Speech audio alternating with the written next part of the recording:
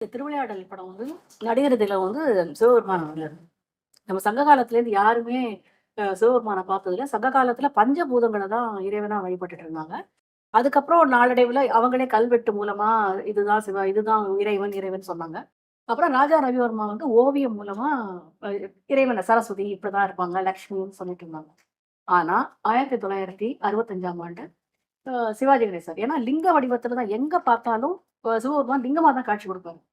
அத வந்து சிவபெருமான் லிங்கத்திலேருந்து நடந்து வந்தா எப்படி இருக்கும்? அவருக்கு ஒரு பேசுனா எப்படி இருக்கும்? உடல் மொழி எப்படி இருக்கும்னு காமிச்சது நடிகர் திலகம். நடிகர்த்தனமே அப்படி சிவனா வந்தாருன்றீங்க. அவர்தான் வந்தாரு நடிகர் திலகமா. அப்படி இந்த லிங்கத்திலேருந்துலாம் வருவாரு.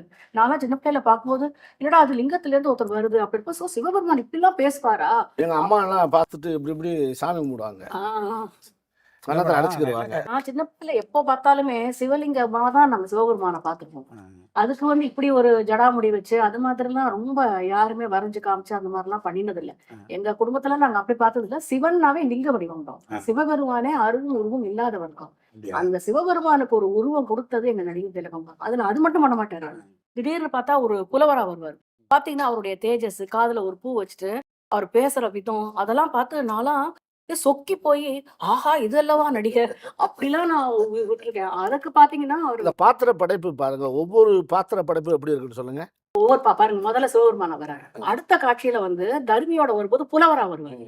புலவரா வந்து சொற்சுவை பொருட்சுவை அனைத்தும் கூட்டி சுந்தர தமிழிலே பாட்டிசைத்துன்னு அவர் பேசும்போது இந்த ஏற்ற இறக்கம் தான். அந்த ஏற்ற இறக்கம் தமிழை பாருங்க எப்படி உச்சரிச்சாருங்க. நம்மளுக்கு நாம தமிழை வந்து நடிகர்த்தன மாதிரி உச்சரிக்கக்கூடிய ஒரு நடிகரை பார்த்துருக்கீங்களா? இல்லவே இல்ல. சுந்தர தமிழிலே பாட்டிசைத்து செந்தமிழ் கவி பாடும் புலவன் நான் அப்படின்னு சொல்லும்போது ஓ தமிழை இப்படி கூட பேசலாமா? அது வரைக்கும் யார் அப்படி தமிழை பேசுறதா எனக்கு தெரியல. அதாவது நம்ம பிலிம் இண்டஸ்ட்ரியில நடிகர் திலகம் எங்கள் நடிகர் திலகம் தான் அப்படி பேசின உச்சரிப்பு நாயகன்னு சொல்லலாம் அப்ப. உச்சரிப்பு